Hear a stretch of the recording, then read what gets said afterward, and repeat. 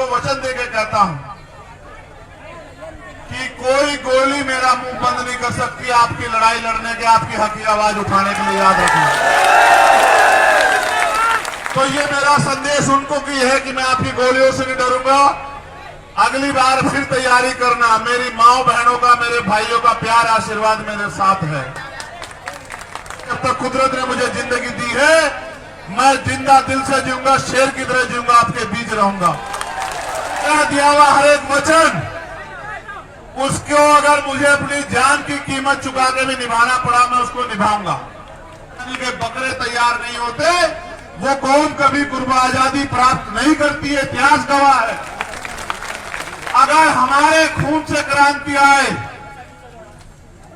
तो मैं यहां खुले में इसलिए बैठा हूं कि मैं अपने खून का एक कतरा चुकाने के लिए तैयार हूं। अगर मेरा समाज, ये बहुजन समाज एकजुट हो जाए, अपनी एकता बनाए और अपने अधिकारों की लड़ाई को मजबूत करे, तो मैं अपने खून का एक कतरा जो है इस आंदोलन में निछावर कर दूंगा। इसलिए मैं आज भरतपुर में हूं आज कि मैं जब भी राजस्थान आया किसी भी अन्याय के खिलाफ लड़ने के लिए, राजस्थान के साथियों ने पलके बिछा के मेरा स्वागत किया, मुझे हिम्मत दी, मुझे ताकत दी, मेरी रक्षा सुरक्षा की। इसके 2 रुपए लेके चक्कर में ना पड़े, नाश ना करें, चैन तक यार, बस यार। दूसरा, मैं ये उन लोगों को बताने के लिए आया हूं जिन्हें लगता है कि मैं गोलियों से डर जाऊंगा। मैं उनको भी ये बताने के लिए आया हूं कि मैं जिस रास्ते पर निकल के चला हूं, मुझसे पहले भी बहुत सारे महापुरुषों ने तमाम तरह के अन्याय आरोप पर, बाबू जगदेव प्रसाद कुशवाहा को तो ऐसी सभा में गोली लगी। हम उनको मानने वाले लोग हैं। भगवान बुद्ध, संत कबीर, गुरु नानक देव, संत गुरु रविदास जी को मानने वाले लोग हैं। राष्ट्रपिता ज्योतिबा फूले, छत्रपति साहू जी महाराज को मानने वाले लोग हैं। हम सर छोटू राम बाबा साहब अम्बेडकर को मानने वाले लोग हैं। हम गोलियों से डरने वाले नहीं है। मगर मैं ये भी बता देना चाहता हूं, मैं गोली का जवाब भी दे सकता हूं, इस बात को भी आप लोग जानते हैं। अगर मैं गोली का जवाब शांति से दूंगा हमेशा, मैं आज भी आपसे अपील करूंगा कि आप शांति बना के रखो। उनकी गोली का एक और कारण यह है कि वो डर रहे हैं, वो घबरा रहे हैं, और जब कोई घबराता है तब वो इस स्थिति में आता है कि इस तरह के हमले करता है। आप ये जानते हो कि वो मुझे सीबीआई, ईडी, इनकम टैक्स से नहीं डरा सकते, वो मुझे मुकदमों, जेल से नहीं डरा सकते। मैंने भारत की सबसे बड़ी जेल तिहाड़ भी 2-2 बार काटी है। मैंने 16-16 महीने जेल काटी है। मैंने यहाँ राजस्थान की जयपुर की जेल भी काटी है। मुझे वो जेल से नहीं डरा सकते। मैं उन नेताओं जैसा नहीं जिनके मुंह पे टेप लग जाए, इसलिए उन्हें लगा कि वो गोली से मेरा मुंह बंद कर देंगे। मैं आपको वचन देके कहता हूं कि कोई गोली मेरा मुंह बंद नहीं कर सकती आपकी लड़ाई लड़ने के, आपकी हक की आवाज उठाने के लिए। याद रखना। तो ये मेरा संदेश उनको की है कि मैं आपकी गोलियों से नहीं डरूंगा। अगली बार फिर तैयारी करना। मेरी माओ बहनों का, मेरे भाइयों का प्यार आशीर्वाद मेरे साथ है। जब तक इनका प्यार आशीर्वाद मेरे साथ है, मैं कहीं नहीं जाने वाला। जब तक कुदरत ने मुझे जिंदगी दी है, मैं जिंदा दिल से जीऊंगा, शेर की तरह जीऊंगा, आपके बीच रहूंगा। दूसरी बात, मैं यहां इसलिए भी आया कि मैंने आपको वचन दिया कि मैं आऊंगा भरतपुर, और मैं ये बताने के लिए भी आया हूं कि मेरा दिया हुआ हर एक वचन, उसको अगर मुझे अपनी जान की कीमत चुका के भी निभाना पड़ा, मैं उसको निभाऊंगा। और जो वचन मैं आपको दूंगा उसको मैं पूरा करूंगा। अगर मुझे जान की बाजी भी लगानी पड़ी, उसके लिए भी मैं तैयार रहूंगा। ये बताने के लिए मैं यहां हूं। और चौथी और आखिरी बात जो सबसे महत्वपूर्ण है, हमारे नेताओं को भी सुननी चाहिए, कि जब आप संघर्ष के पथ पे हो, कर्तव्य के पथ पे हो, अगर कोई बहुत ही ज्यादा मुसीबत आ जाए तो आप लक्ष्य से भटक जाओ, आप समय से ना पहुंचो, वरना आप समय से पहुंचो और मिशन के रास्ते में कोई कठिनाई आ जाए, जब तक आपके महापुरुषों का सपना पूरा ना हो तब तक रुको ना, अडिग रहो जैसे मैं आज अडिग खड़ा हूं। ऐसे आप भी अडिग रहो, क्योंकि ये परिवर्तन का आंदोलन है, एक दिन में पूरा नहीं होगा। हजारों लोगों की कुर्बानियां होगी। गुलामी की बेड़ियां एक दिन में नहीं कटती हैं। मैं ये बताने के लिए भरतपुर में हूं, इस एकता के बीच में, कि अगर गुलामी की बेड़ियां काटनी है तो कुर्बानी देने के लिए तैयार रहो, क्योंकि जिस कौम में कुर्बानी के बकरे तैयार नहीं होते वो कौम कभी आजादी प्राप्त नहीं करती है। इतिहास गवाह है। अगर हमारे खून से क्रांति आए तो मैं यहां खुले में इसलिए बैठा हूं कि मैं अपने खून का एक कतरा चुकाने के लिए तैयार हूं। अगर मेरा समाज, ये बहुजन समाज एकजुट हो जाए, अपनी एकता बनाए और अपने अधिकारों की लड़ाई को मजबूत करे, तो मैं अपने खून का एक कतरा जो है इस आंदोलन में निछावर कर दूंगा। इसलिए मैं आज भरतपुर में हूं। आज देखो, आज मैं बहुत बड़ा कोई भाषण नहीं करूंगा।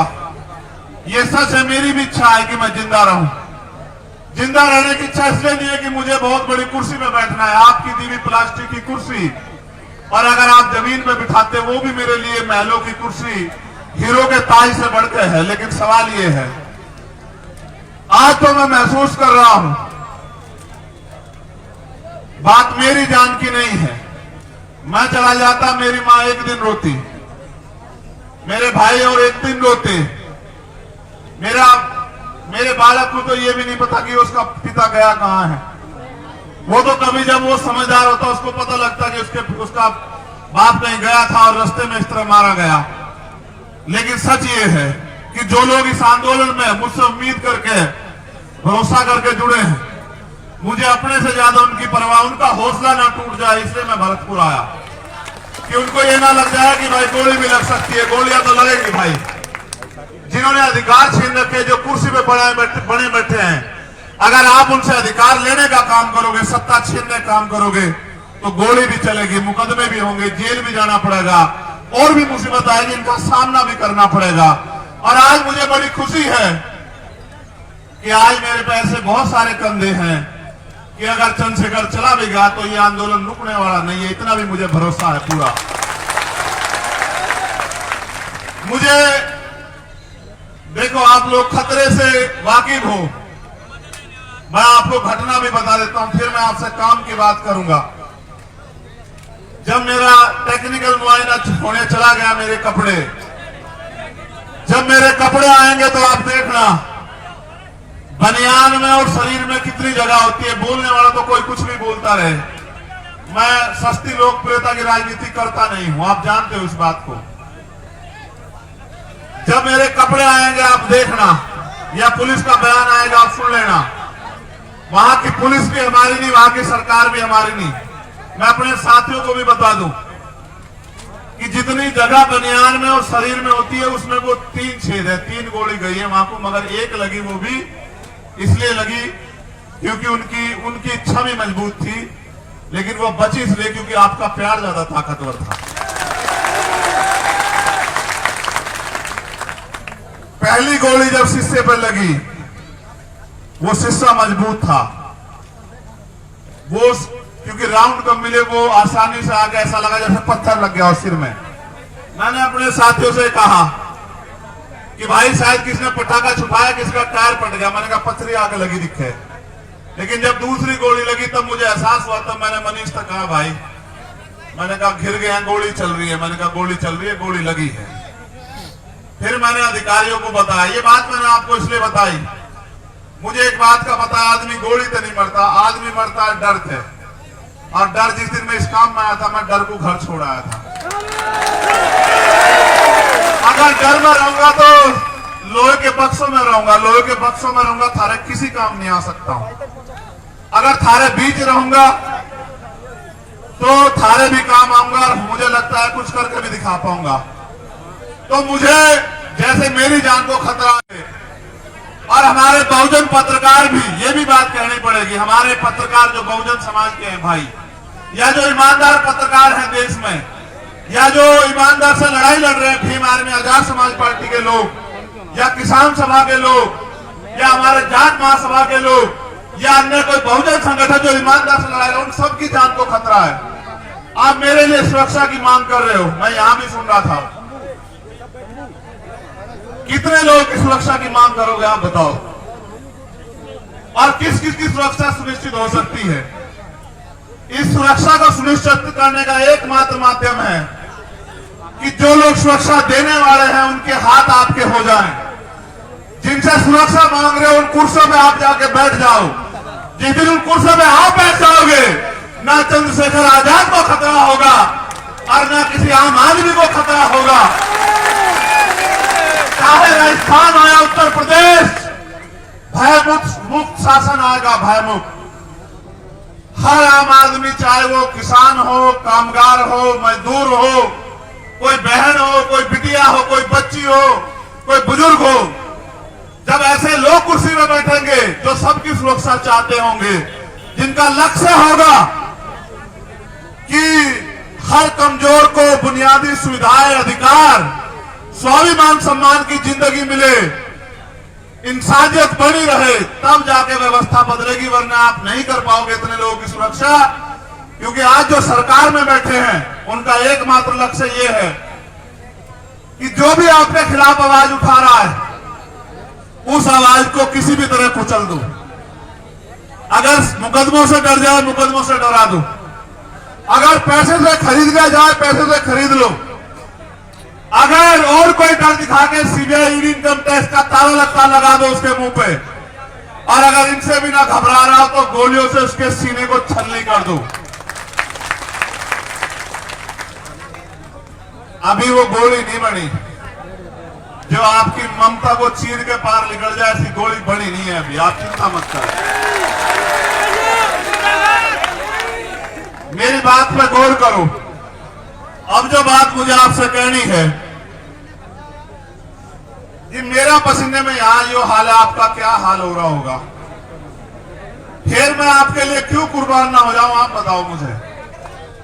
जो मेरे लिए एक टांग पे खड़े हैं, जो इस गर्मी में मोटे से मोटा लगा के सर में सर जोड़ के यहां जो अड़े बैठे हैं, घर में वो पंखे के बगैर भी नहीं रहते होंगे, कूलर के बगैर भी नहीं रहते होंगे। अगर वो मेरी बात पे इतना खड़े हैं तो उनके लिए मैं क्यों ना कुर्बान हो जाऊं, आप बताओ मुझे। क्या ऐसा कारण हो कि मैं कुर्बान ना हो जाऊं? देखो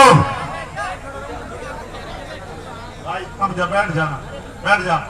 गुदारा जी की सुरक्षा में हो, उसे ना कुछ हो सकता। मर्द का वक्त तो बैठ जा, बैठ जा। नाल ना करे और कोई, इनकी सुरक्षा ज्यादा है। देखो मेरी बात पे गौर करो। 26 जनवरी 1950 को भारत में लोकतंत्र आया था। लोकतंत्र यानी कि बहुमत का शासन, जिनका वोट होगा उनका राज होगा। पहले राजतंत्र था, अच्छे राजा भी हुए, बुरे भी हुए, तानाशाह भी हुए, सबका अपना अपना हश्र भी हुआ। यहाँ का तो इतिहास गवाह है। यहाँ तो किसान कामगारों ने मिलकर जो है राजशाही भी चलाई। अगर हमारी वफादारी थी, जो खजांची हमारा था, ये हमारी वफादारी थी कि खजांची हमारा था, ये हमारी वफादारी थी, हम पे भरोसा था। और सेनापति गुर्जर समाज का तो ये भी हमारी वफादारी थी कि हमारी सेना पे भी भरोसा था और राज भी हमारा था, क्योंकि राज करने वाले भी हमारे लोग थे। हम लोग मिलजुल कर राज कर रहे थे। मैंने ये यहाँ की बात बताई, लेकिन मैं आपको लोकतंत्र की बात बताता हूँ कि जिनका वोट होगा उनका राज होगा। आज आपको चाहे रोजगार चाहिए हो या न्याय चाहिए हो या कोई हक अधिकार चाहिए हो, हर चीज के लिए सरकार पे आप लोग निर्भर हो। लेकिन सरकार बनाने की शक्ति आपके अंदर है। जैसा मैंने कहा, जिनका वोट होगा उनका राज होगा। आप बस इस बात को नहीं समझ पाए कि वोट आपके पास है, राज दूसरों का है। अगर जिनका वोट है वो अपनी वोट को संगठित करके और एक एक वोट को अपने पक्ष में दे दें तो राज यहां आपका आ जाएगा। और जिनका राज आ जाएगा, आप ये बताओ, अगर राजस्थान में आपका राज होगा तो क्या राजस्थान में मुझे कोई खतरा हो सकता है क्या? बात मेरे खतरे की नहीं है, मैं आपका ध्यान आकर्षित करूंगा। बात उस खतरे की है जो अन्याय लंबे समय से राजस्थान में हो रहा है। चाहे मुंह से रखने पर हत्या हो, चाहे पानी पीने पर मटकी छूने पर हत्या हो, चाहे घोड़ी पे बैठने पर अपमान किया जाए, चाहे और तमाम तरह की जातीय, धार्मिक और तानाशाही सामंतवादी सोच के कारण हमारे लोगों के साथ अन्याय हो, दलित पिछड़े अल्पसंख्यक समाज के साथ, ये सारा अन्याय तब रुकेगा। देखो, मैं अपनी पीठ का घाव, ये मेरा जरा सा घाव 1 इंच का, इस घाव के जख्म को मैं भर सह लूंगा। ये मेरी पीठ पे है, ये मुझे कम दिखाई देगा, लेकिन जब रोज मैं अन्याय सुनता हूं, अपनी बहन बेटियों के साथ होते अन्याय को देखता हूं, अखबार में पढ़ता हूं, टीवी में देखता हूं, वो जो घाव मेरे सीने पे होता है, मैं उस घाव से परेशान हूं। इस दर्द को तो कुछ नहीं है, इस दर्द को तो मैं सह लूंगा, इस दर्द को सह सकता हूं, तभी तो आपके बीच में हूं। लेकिन जो घाव मेरे सीने पे रोज, चाहे वो राजस्थान से लगे, चाहे वो उत्तर प्रदेश से लगे, मध्य प्रदेश से लगे, उड़ीसा से, बिहार से, दिल्ली से, मध्य प्रदेश से, उत्तराखंड से, हरियाणा से, पंजाब से जो अन्याय हो रहा है देश की सरकारों में, वो जो घाव मेरे सीने पे लगते हैं, मैं ये सोचता हूं कैसे रोकूं इस अन्याय को। मेरी बहन ओम प्रकाश रैगर की से बड़ी वाली छोटे वाली गुड़िया यहां बैठी है। जब मैं आया था मेरे गले लग के उसकी आंखों में भावुकता थी। मुझे उस दर्द की ज्यादा परवाह है कि वो दर्द कैसे कम होगा। वो दर्द एक तरीका ही है कम करने का। और जो आप मांग रहे हो सुरक्षा सुरक्षा सुरक्षा, मत मांगो सुरक्षा। इन नालायक सरकारों से कोई सुरक्षा मत मांगो। आप सुरक्षा तंत्र खुद बनो। सुरक्षा मांगने वाले नहीं, सुरक्षा देने वाले बनो। मेरे लोगों, अपनी ताकत को समझो। मैं इसको क्या जवाब दूं? आप बताओ, मैं इसको क्या जवाब दूं? मैं कार्तिक भील की पत्नी को क्या जवाब दूं? मैंने आपसे पिछली बार भी पूछा था। मैं जितेंद्र मेघवाल के परिवार को क्या जवाब दूं? मैं राजस्थान में आके क्या बड़ी बड़ी बातें करूं जब मैं न्याय नहीं दिला पा रहा हूं। आपने सामाजिक न्याय सम्मेलन रखा। हमारे किसान नेता पुष्पेंद्र चौधरी मुझसे पहले बोले होंगे, हम न्याय नहीं ले पा रहे राजस्थान में, तो सामाजिक न्याय कहां से मिलेगा? सामाजिक न्याय का मतलब समझते हो? सामाजिक न्याय का मतलब होता है हिस्सेदारी। धन धरती राजपाट में आपकी हिस्सेदारी, चाहे वो साधन हो, संसाधन हो, राज सत्ता हो, नौकरी हो, जमीन हो, हर काम में आपकी हिस्सेदारी। आपको लगता है हिस्सेदारी मांगने से मिल जाएगी? आपको लगता है हिस्सेदारी अपील करने से मिल जाएगी? आपको लगता है हिस्सेदारी किसी के पैर छूने से मिल जाएगी? एक तरीका है लोकतंत्र में हिस्सेदारी लेने का। वो ये तरीका है जो बाबा साहब अम्बेडकर ने अपने 4 बच्चों की कुर्बानी से आपको दिया। वोट का ताकत, वोट की शक्ति। वोट की शक्ति के बिना कोई तरीका नहीं सामाजिक न्याय मिल जाए। अगर ये सरकारें सामाजिक न्याय देना चाहती तो आप सोचो कि चुनाव होते हैं, सरकारें बनती है, सामाजिक न्याय क्यों नहीं मिलता? बताओ, किसान को उसकी फसल का दाम मिल रहा है क्या? सरकार आती है, किसान कागज लेके दफ्तरों में खड़ा रहता है। नौजवान को रोजगार मिल रहा है क्या? सीएचए की भर्ती वालों जिनके चक्कर में बच्चों के मैं जेल गया, उनको लाठियां मारी सरकार ने। अगर नौजवान रोजगार के लिए आता है, सरकार पे जवाब नहीं है। महंगाई बेरोजगारी पे बात करोगे, जवाब नहीं है। गरीबों की ताकतवर लोग जमीन छीन रहे, जवाब नहीं है। मैं भी गया वहां नवलगढ़, किसानों की जमीन पूंजीपतियों को दे दी।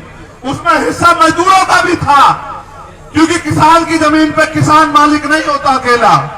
किसान को तो मुआवजे की भी बात होती है, लेकिन उस किसान की खेती से जिनके घर चलते हैं, जिस किसानी से लोगों के रोजगार चलते हैं, उनकी हिस्सेदारी भी होती है। उनका भी सब कुछ चला गया। आजाद भारत में कुछ बंटवारा नहीं हुआ।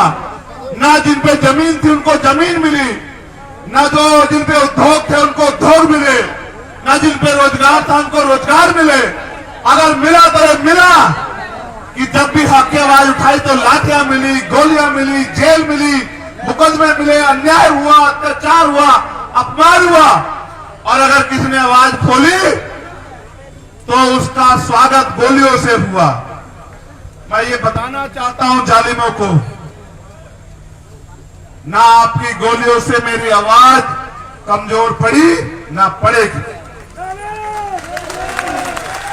मैं कल भी हिस्सेदारी अधिकारों के लिए लड़ रहा था और आज भी लड़ रहा हूं, कल भी लड़ता रहूंगा। और जब तक मेरे जिस्म में लहू का आखिरी कतरा रहेगा, जब तक मेरे अंदर आखिरी सांस रहेगी, मैं आपके अधिकारों के लिए, आपको आपके पैरों पे खड़ा करने के लिए, आपको ताकतवर बनाने के लिए लड़ता रहूंगा। ये वचन देने के लिए मैं आज भरतपुर आया।